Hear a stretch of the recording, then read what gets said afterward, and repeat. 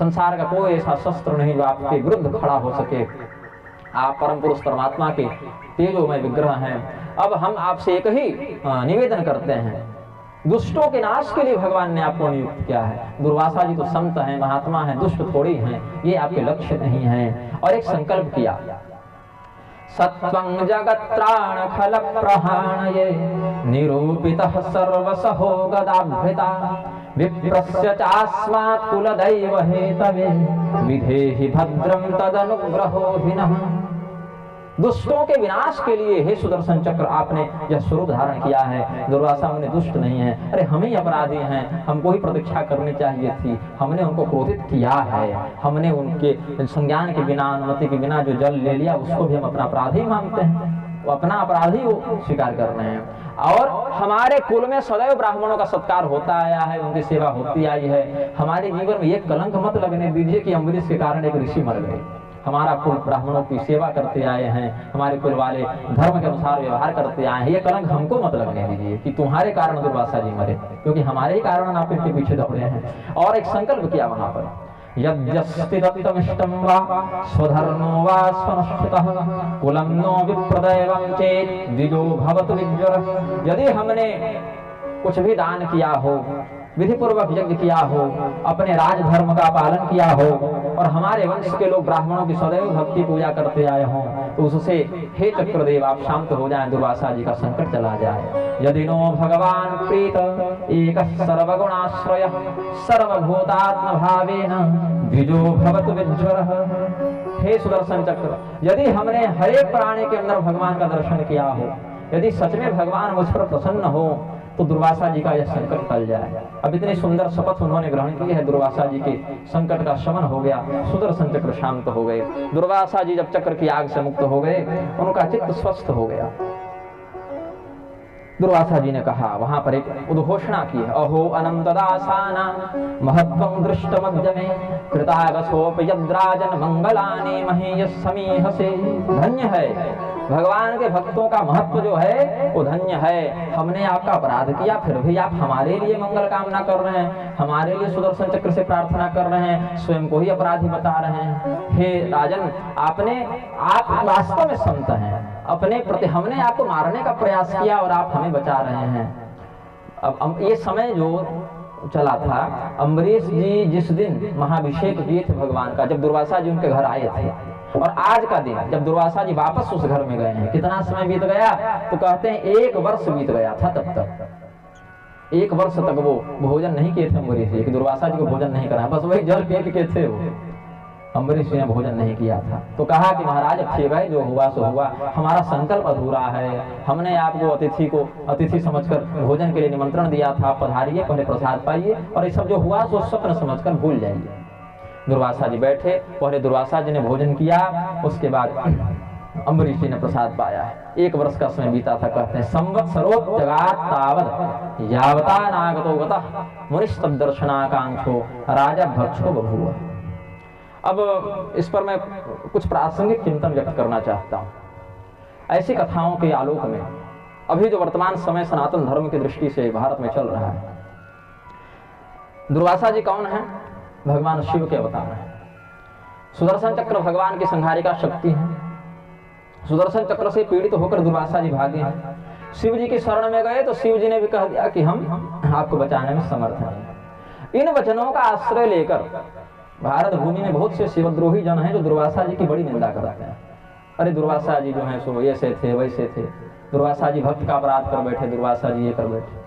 लेकिन तत्व दृष्टि से अगर हम विचार करते हैं, भगवान शिव का एक बहुत सुंदर संस्तवन है, पुष्पदंत का लिखा महिम्न स्तोत्र, परिणतिमसौ चक्र वपुषा, एक वाक्य है इसमें। ये चक्र जो है, सुदर्शन चक्र हैं, वो कौन है? उनका तात्विक स्वरूप क्या है? संहार करना किसका कार्य है?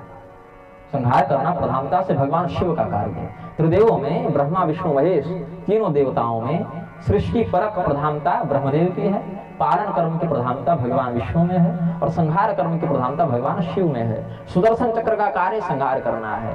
तो परिणतिमसौ चक्र वपुषा, भगवान शिव ही स्वयं को सुदर्शन चक्र के रूप में परिणत करके भगवान नारायण के हाथ में विराजमान हो जाते हैं। ये शास्त्र की बात है।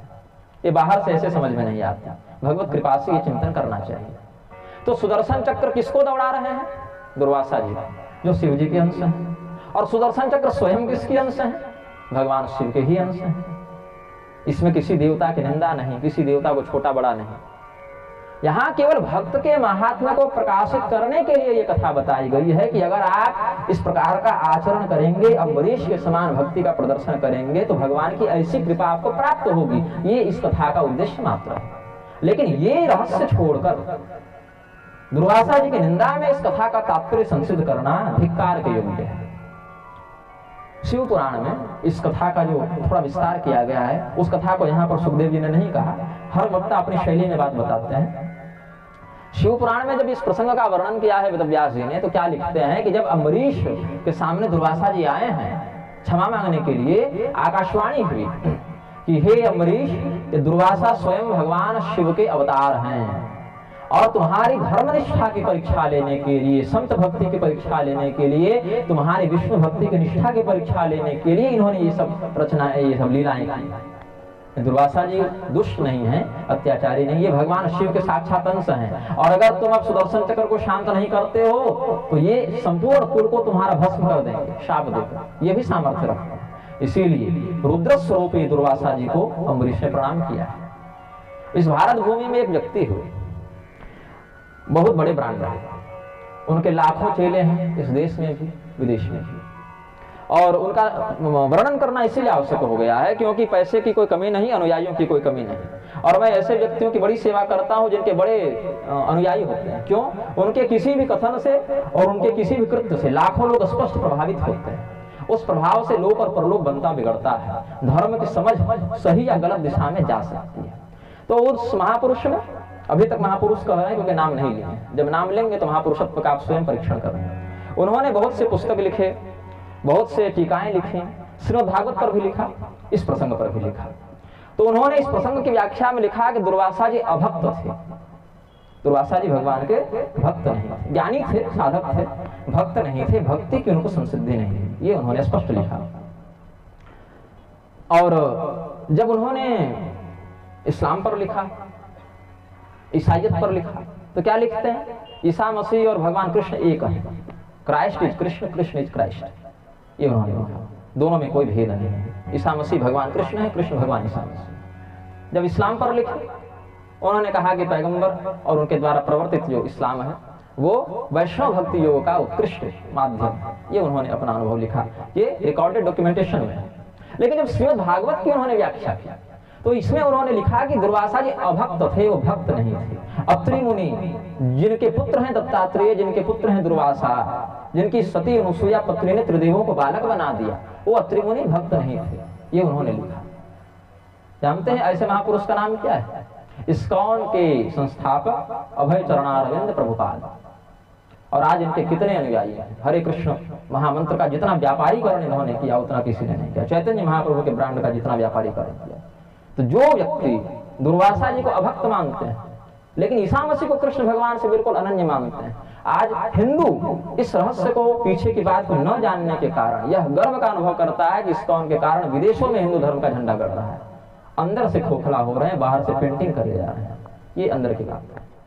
लेकिन अगर हम भगवान और भक्त, प्रभुपाद स्वयं को भक्त मानते हैं, इस्कॉन के संस्थापक स्वयं को बहुत भक्त मानते हैं, उनके अनुयायी उनसे बड़ा भक्त तो किसी को मानते ही नहीं, क्योंकि दुर्वासा जी को भक्त नहीं माने।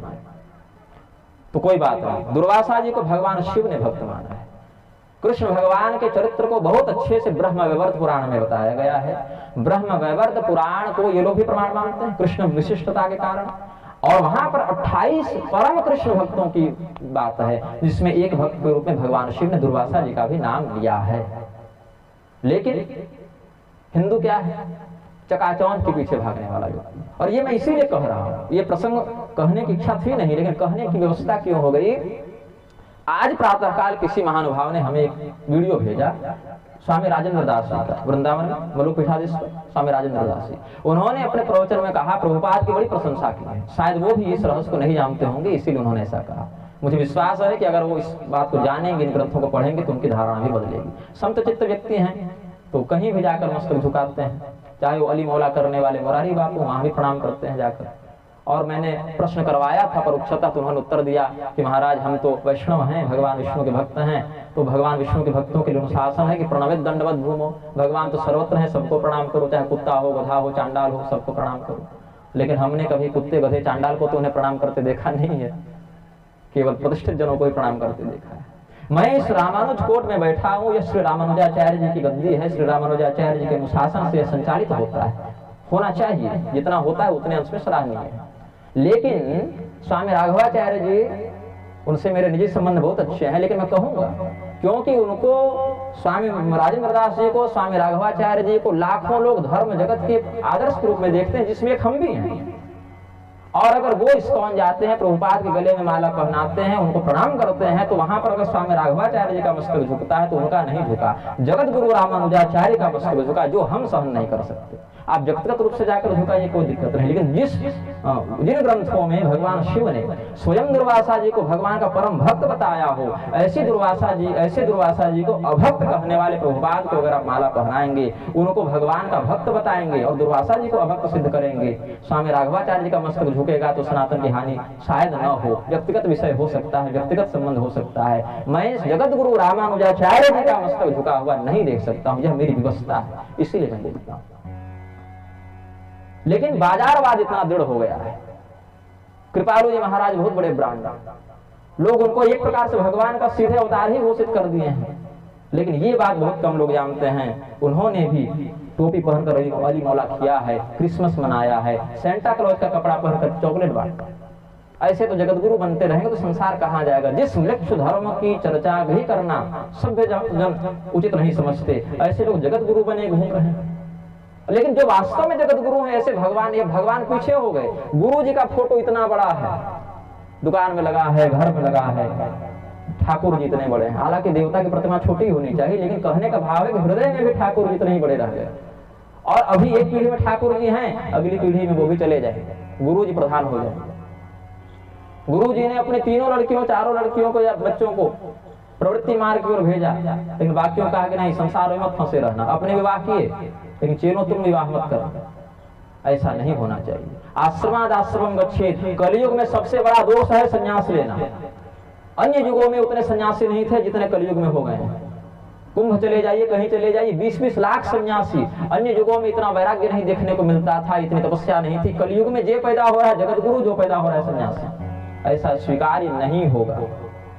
धन बल से, जन बल से, बुद्धि चातुर्य बल से धर्म की परिभाषा नहीं होती है। धर्म की परिभाषा वेद सम्मत मर्यादा, वेद सम्मत श्रुति, पुराण आदि के अनुशासन से होती है। और जब आप बाजारवाद का समर्थन करते हैं तो क्या दुष्परिणाम होता है। कल कोई महानुभाव थे ना, उन्होंने संविधान और धर्म की चर्चा की। आप बताइए, सनातन धर्म के जितने बड़े जगत गुरु घूम रहे हैं, और जिनका मैं नाम लेकर कहूंगा, नाम लेकर इसीलिए कहूंगा क्योंकि लोग नाम नहीं लेते हैं। इससे क्या होता है, तुम हमारा समर्थन करते रहना, हम तुम्हारा करते रहें। ऐसा नहीं होना चाहिए। स्वामी प्रेमानंद जी वृंदावन के बड़े ख्यात संत हैं। उनसे जब पूछा गया आप संविधान शासित देश में और धर्म में किसको चुनेंगे, उन्होंने कहा मैं देश को चुनूंगा। क्यों? इस देश में रहकर हम भगवान का भजन करते हैं। बहुत अच्छी बात है। लेकिन अगर आप धर्म को चुनेंगे तो क्या देश सुरक्षित नहीं रहेगा? धर्मम तो साक्षात भगवत प्रणीतम। यह श्रीमद् भागवत का वचन है कि धर्म भगवान बनाते हैं, धर्म भगवान बचाते हैं। आप एक देश भूमिखंड के टुकड़े में पड़े हैं, भगवान तो अनंत कोटि ब्रह्मांड के नियामक हैं। उनको पकड़ने से क्या देश नहीं मिलेगा? समष्टि को पकड़ेंगे तो व्यष्टि तो स्वयं प्राप्त हो जाएगी, लेकिन व्यष्टि को पकड़ेंगे तो समष्टि को प्राप्त नहीं कर पाएंगे। राजा बलि जो है देश पकड़ कर रखते तो देश भी जाता, ये भी नहीं रहता। देश भूमि का टुकड़ा तो पाकिस्तान में भी है, बांग्लादेश में भी है। धर्म नहीं रहा वहां, धर्म को बचाएंगे तो भूमि का खंड भी बचा रहेगा। ये बात, और ये बात मुझे इसीलिए बोलनी पड़ रही है क्योंकि स्वामी राघवाचार्य जब इस्कॉन गए, भारत के एक व्यक्ति ने विरोध नहीं किया। बांग्लादेश से एक हिंदू ने मुझे मैसेज किया कि स्वामी राघवाचार्य जी पर इतनी आस्था, अगर वो ऐसा करेंगे तो हम लोग कहाँ जाएंगे। हम लोग, पता है बांग्लादेश में हिंदू धर्म को कैसे बचा कर रखे हुए हैं, कितना अत्याचार सहता है। एक व्रत करना होता है तो शंखनाद करने के समय थोड़ा आवाज नीचे रखते हैं, पता नहीं कौन गला काट के कब चला जाए। कथा नहीं सुन सकते भगवान की। ये बात, भगवान शिव की इतनी निंदा की गई, भगवती दुर्गा की इतनी निंदा की गई। इस श्रीमद् भागवत में दक्ष प्रजापति को भगवान नारायण ने उपदेश दिया है कि जो हम हैं वही भगवान शिव हैं, जो भगवान शिव हैं वही हम हैं। लेकिन नहीं, भगवान शिव की पूजा करने वाले नरक जाएंगे, तामसी होता है, ऐसा उपदेश कौन करता है? और हम प्रसन्न क्यों हैं? अरे विदेश वाले भी हरे राम तो कर रहे हैं। ये प्रसन्नता का विषय नहीं, ये समझने का विषय है कि धर्म का आवरण लगाकर क्या परोसा जा रहा है। स्वयं को तुलसीदास का अवतार बताने वाले, स्वयं को सर्वोच्च सार्वभौम वैष्णव जगतगुरु बताने वाले रामभद्राचार्य के मुख से एक वाक्य नहीं निकला जब काशी में गोस्वामी तुलसीदास जी के द्वारा स्थापित हनुमान मंदिर तोड़ दिया गया। क्यों? सरकार से बात बिगड़ जाएगी तो हमारा डोनेशन बंद हो जाएगा। ये हाल है धर्मगुरु का। बजरंगबली के नाम से पूरे विश्व में प्रसिद्धि प्राप्त करने वाले बागेश्वर धाम भी नहीं बोले। काशी के कॉरिडोर जब बन रहे थे अनेक स्कंद पुराणोक्त मंदिरों को तोड़ा गया है। लोग कहते हैं घर में कब्जा करके रखे गए। मेरे सगे भाई 6 साल बनारस में रहे हैं, देखे हैं, हमको बुलाकर दिखाए, भैया यहाँ पर ये गणेश जी थे, आपने दर्शन किया था पिछली बार, अब यहाँ पर शौचालय बना दिया गया है। ये हाल है वहाँ पर। गोयलका जी का पुस्तकालय था, वहाँ पर हम जाकर अनेकानेक दुर्लभ ग्रंथों को पढ़ते थे। वहाँ मटिया में दुकानें बनाकर बता दी गई हैं। शिव पुराण के नाम पर करोड़ों रुपया इसी शहर से ले जाने वाले प्रदीप मिश्रा एक बार बयान दिए हों, शिव मंदिर न टूटे, पौराणिक मंदिरों का संरक्षण नहीं। मंदिर बनते हैं, देवत्व स्थापित नहीं होता। अगर देवत्व स्थापित होना होगा तो घर में एक पत्थर भी आप रखकर विधि पूर्वक प्रतिष्ठा करें, उस शिला में भी देवत्व को प्रतिष्ठापित किया जा सकता है। लेकिन बहुत विस्तार से करोड़ों खर्च करके अगर ट्रस्ट बना दिए जाएं और वहां पर भगवान की विधि पूर्वक आराधना न हो, देवत्व वहां स्थापित नहीं होता। वो बैटरी निकाल दें तो पूरा का पूरा संचार जो है समाप्त हो जाता है। उस ऊर्जा को बचाना चाहिए। इसीलिए मैं कहता हूं शास्त्रीय और वेद मंत्रों को बदलने की बात तक अब आ गई। बागेश्वर धाम वाले हों चाहे रामभद्राचार्य, वेद के मंत्रों को बदलने का सामर्थ्य ब्रह्मा में नहीं है। अगर बदलने का प्रयास करें, शिव जी ने मस्तक काट दिया। लेकिन आज के धर्मगुरु स्वयं को इतना तेजस्वी मानते हैं, इतना स्वयं को प्रभुत्वशाली मानते हैं, सर्वज्ञ मानते हैं। अब तो ये स्थिति आ गई, बयान दे रहे हैं कि द्यौह शांति को बदल के द्यौह क्रांति कर दो। क्यों? द्यौह आसो सिसानों के मंत्र नहीं है क्या? अगर क्रोध करना है, मन्यु सूक्त नहीं है और प्रतरत सूक्त नहीं है, वहां से आप धर्म की रक्षा कीजिए। लेकिन आप अगर यह कहेंगे हमारा विवाह नहीं हो रहा है, माता भी तो स्त्री है, उसी से कर लेते हैं, तो सभ्य समाज में स्वीकार नहीं होगा। वेद के जो मंत्र शांति के लिए हैं वो शांति में प्रयुक्त होंगे, जो क्रांति के लिए हैं वो क्रांति में प्रयुक्त होंगे। लेकिन ये दुस्साहस, ये निर्लज्जता कहां से उत्पन्न हुई कि वेद के मंत्रों को बदलने की बात हो गई। रावण राक्षस था लेकिन वेद के मंत्रों को बदला नहीं उसने। वेद के पदपाठ का दृष्टा ऋषि है, वो भले राक्षस था। और ऐसी लंका का शासक था जहां रोज गौ हत्या हो रही है, कहीं वही समान धेनु खरज फल निशाचर भक्त चाहिए। लेकिन वेद के मंत्रों को बदलने का दुस्साहस उसने भी नहीं किया। इस समाज में किस श्रेणी में रखा है? मैं बोलता इसीलिए हूं क्योंकि मैं अमृत पीकर नहीं आया हूं। मुझे मरना है, शरीर को छूटना है, और दुर्भाग्य से भगवान ने गूंगा पैदा नहीं किया। तो जब मुझे मरना ही है, शरीर छूटना ही है, तो गूंगे का भी छूटेगा, मेरा भी छूटेगा, तो मैं चुप रहकर क्यों मरूंगा? बोलकर मरूंगा। क्यों बोलकर मरूंगा? क्योंकि 100 कौरवों की सभा में तो मरे सभी कौरव, लेकिन विकर्ण का नाम इसीलिए अंकित हुआ क्योंकि द्रौपदी के चीरहरण का उसने विरोध किया था। बस इतना, और कोई उसका ज्ञान था ना पराक्रम था, बहुत प्रसिद्ध नहीं थी, बस विरोध किया उसने। उस सभा में विरोध किया जहां भीष्म पितामह चुप रह गए, द्रोणाचार्य चुप रह गए, कृपाचार्य चुप रह गए, उस सभा में विरोध किया उसने। और रामानुज संप्रदाय के तो हम हैं भी नहीं, रामानंद संप्रदाय का तो हम हैं भी नहीं, लेकिन स्वामी रामानंदाचार्य को, स्वामी रामानुजाचार्य को हम अपने गुरु के रूप में स्वीकार करते हैं, उन आचार्यों की कृतज्ञता का अनुभव करते हैं। इसीलिए रामानंदाचार्य जी की परंपरा के, रामानुजाचार्य जी की परंपरा के, श्री वैष्णव की परंपरा के जब स्वामी राघवाचार्य जी, स्वामी राजेंद्र दास जी प्रभुपाद जैसे धर्म विक्रयी को संत बताते हैं, उनकी प्रशंसा करते हैं, उनका अभिवादन करते हैं, तो अपने गुरुओं का मस्तक झुकाते हैं, ऐसी हम घोषणा करते हैं। ऐसा हमें अनुभव होता है। अभी वृंदावन में कॉरिडोर बन रहा है। स्वामी प्रेमानंद जी को कितने शिष्यों का समर्थन प्राप्त है? अयोध्या के महात्माओं को कितने शिष्यों का समर्थन प्राप्त है? लाखों लोग उनके एक आवाज पर वहां पहुंच सकते हैं कि नहीं पहुंच सकते? हमने अपने एक किड़ने का नाम राधा, एक किड़ने का नाम कृष्ण रख दिया, ठीक है, भगवान की कृपा हो गई आप पर, हम प्रणाम करते हैं उस कृपा को। लेकिन जब वृंदावन के लोग कहे कि महाराज कॉरिडोर बन रहा है, इतने पुराने मंदिर टूट रहे हैं, ये सब धरोहरें नष्ट हो रही हैं, उन्होंने उत्तर दिलवाया जो हमें सूचना प्राप्त हुई कि नहीं, हम तो राजनीतिक रूप से इसमें कुछ नहीं कर सकते। कोई भी व्यक्ति जो चमत्कारी है, सिद्ध है, सत्ता से सीधे क्यों नहीं टकराता है? सुधार तो वहां से होगा ना। अरे भृगु जी को सत्ता से टकराना पड़ा, वेद को उन्होंने दंडित किया, तब जाकर पृथु जैसे योग्य शासक आए यहाँ पर। भगवान परशुराम ने महेशमती पर आक्रमण करके सहस्रार्जुन को शोधित किया, जो शुद्ध शासन की व्यवस्था यहाँ पर दृढ़ होगी। बीमारी जहां है वहां से न कीजिएगा, सड़न हाथ में है, अब यहाँ मेहंदी लगाए जा रहे हैं, यहाँ से न चिकित्सा प्रारंभ कीजिएगा मूल से, तब कोई बात होगी। उस पर किसी का ध्यान नहीं। अवधेशानंद इतने बड़े महामंडलेश्वर क्या कहते हैं, प्यारी कुरान, आदरणीय बाइबल, वेद जो है वही कुरान है, वही बाइबल है, इन लोगों से आप क्या धर्म रक्षा की अपेक्षा कीजिएगा। पर स्त्री का दर्शन करना भी काम भाव से जहां पर दंडनीय बताया गया है, उस ग्रंथ से, उस किताब से आप तुलना कर रहे हैं जहां पर दूसरे की स्त्री का बलात्कार करना सवाब बताया गया है। ऐसा स्वीकार नहीं किया जा सकता। आप मरेंगे तब भी जब चुप रहेंगे, मरेंगे तब भी जब बोले जाएंगे, और परलोक में आपके कर्म के आधार पर ही निर्णय लिया जाएगा। महाभारत के युद्ध में 9 वर्ष के लक्ष्मण भी मरे, दुर्योधन पुत्र लक्ष्मण, और 1000 वर्ष के बाहली भी मरे, 16 वर्ष का अभिमन्यु भी मरा। अवस्था से कोई अंतर नहीं होता, पराक्रम से कोई अंतर नहीं होता। जटायु जी पूरे जीवन में कुछ किए हो न किए हो, सही समय पर बोले, प्रतिकार किए, यश बढ़ा। भीष्म पितामह चाहे जो किए हो आगे पीछे, लेकिन एक उस घटना के कारण आज भी उनको कहा जाता है कि आपके रहते द्रौपदी का चीरहरण कैसे हो रहा था। ये अवसर है जीवन का, समय है, उसको पकड़िए।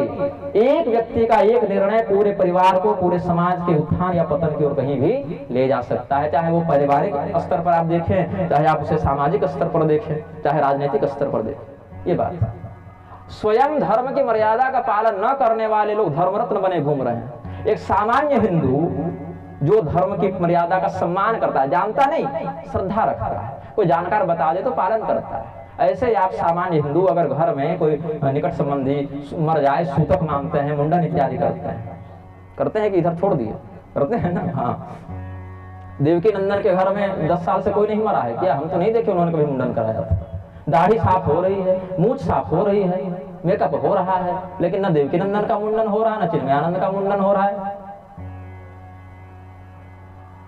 और हमने तो यह भी सुना, एक व्यक्ति ने बताया अपने पिताजी की मृत्यु पर मुंडन नहीं कराया, और नहीं कराया चलो ठीक है, हो सकता है फैशन ट्रेंड में नहीं कराया हो, लुक खराब हो जाता है। हमने कराया ना, फोटो तो मेरा ही लगा है।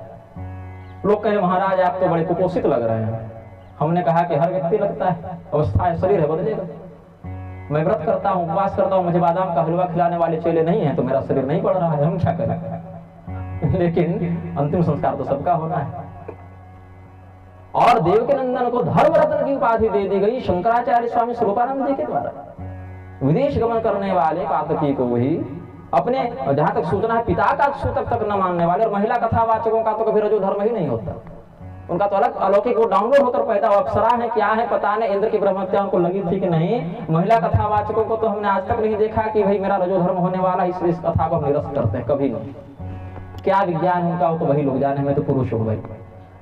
ये अपवित्रता जो व्याप्त हो रही है, व्यास पीठ है, इसको वेश्यालय बना रखा है लोगों ने। यहाँ पर बैठेंगे, यहाँ पर जो मन माने, इंद्रदेवेश्वरानंद डाउनलोड हो गया है इधर से। अपने पैरों पर तुलसी दल चढ़वाए, अपने पैरों पर स्वस्तिक बनवाए, और उनसे ज्यादा तो हिंदू जो है वह पतन का मार्ग प्रशस्त कर रहा है कि महाराज आप हमारे बाप, आप हमारे माँ, आप हमारे चाचा, आप हमारे गुरु, जो आप हैं वही। और संत निंदक हम, मैं बोल देता हूँ, मैं चापलूसी नहीं कर पाता हूँ। मैं स्वामी राघवाचार्य जी के मंच पर गया हूँ, वो भी हमारे मंच पर आने का अनुग्रह किए, उनके गुरु जी भी हमसे बहुत प्रेम करते हैं, हम भी बहुत सम्मान करते हैं।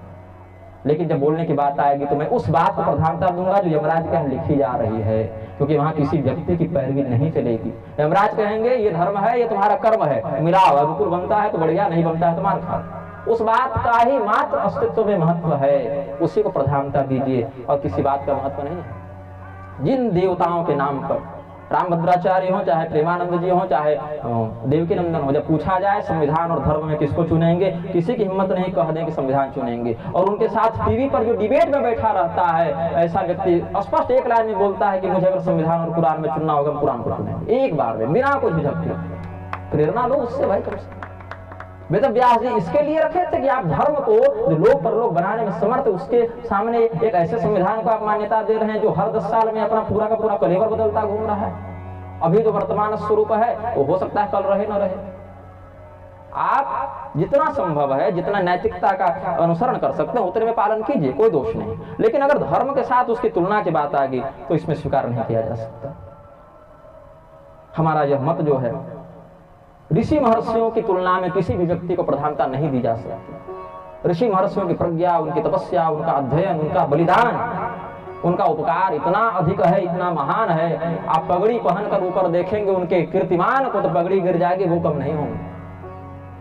हमें कृतज्ञता का अनुभव करना चाहिए और लज्जा का अनुभव करना चाहिए कि हम कहाँ से आए हैं परंपरा में, उस परंपरा को कहाँ ले जा रहे हैं। ये हमारा आपका कर्तव्य है इस पीढ़ी में। आगे आने वाली पीढ़ी किस प्रकार से अपने मार्ग को प्रशस्त करेगी और उनके लिए छोड़िए, अपने लिए स्वार्थपूर्ण विचार कीजिए। आप जब परलोक जाएंगे तो खाएंगे क्या? श्राद्ध पिंड तर्पण तक आपके बच्चे नहीं करेंगे। आप कर रहे हैं अपने पूर्वजों का।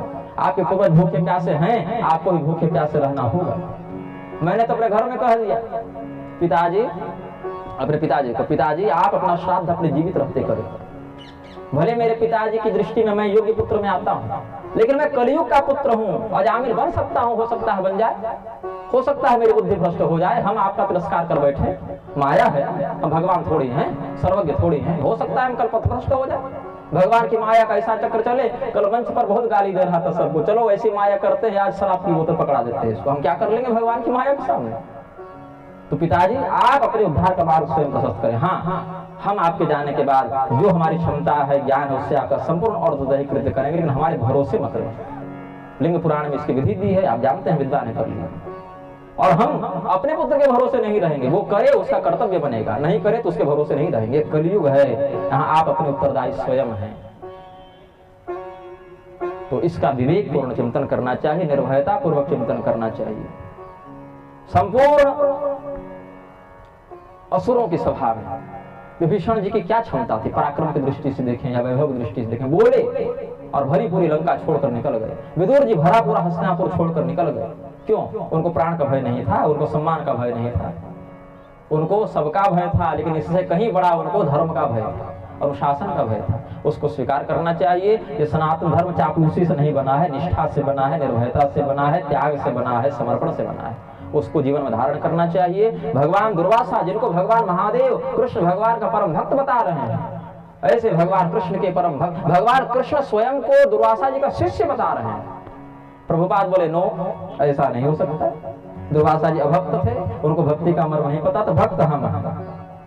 क्यों? हम ईसा मसीह और कृष्ण में तो एकत्व देख पाते हैं, लेकिन शिव जी और कृष्ण भगवान में एकत्व नहीं देख पाते। आपको हजारों वीडियो ऐसे मिल जाएंगे यूट्यूब पर, जहाँ इस्कॉन वाले क्या प्रचार कर रहे हैं, Christ is Krishna and Krishna is Christ. लेकिन अगर कहो कि शिव और कृष्ण एक, नहीं, शिव जी छोटे देवता है, कृष्ण भगवान बड़े।